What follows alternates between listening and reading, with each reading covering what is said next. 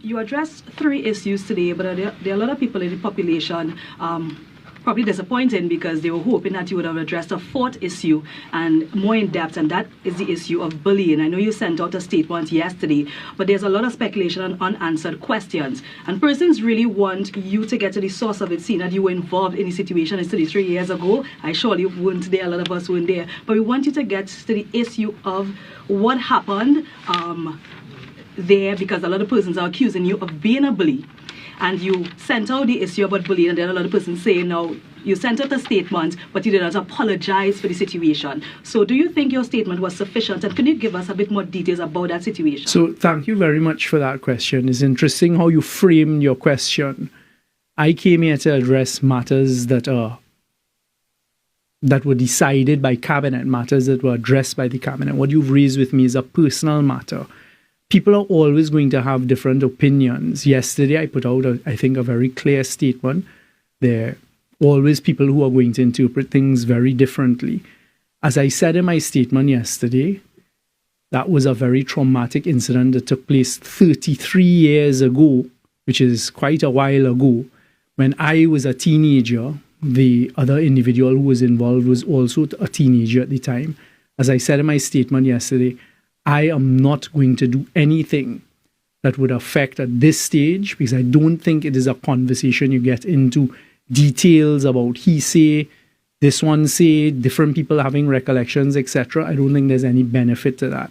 If the issue coming out of it that I accept is one of bullying, then I have absolutely no problem standing here today and saying that as a Prime Minister and as an individual at my stage of life, 50 years old, I am sorry for any child who had to endure bullying, which, as we now know, is an issue.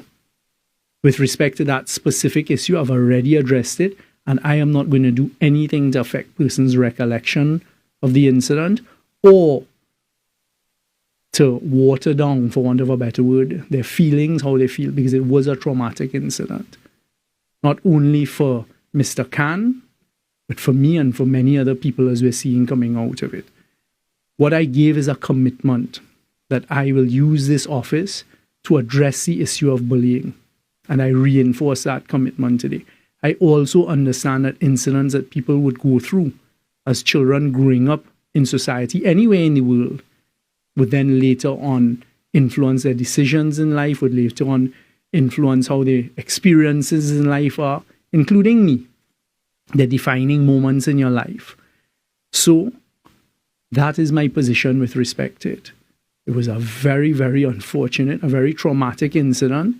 But at this stage, I am not going to go back 33 years ago to deal with that. I can deal with the present. I can't change the past. I don't know if anyone can change the past.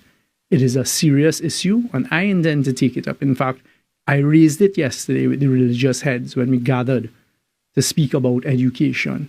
It is something we need to do.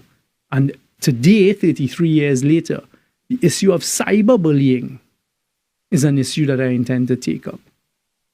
And that is where I'd like the population to focus on as well. Because the issue of cyberbullying is very real.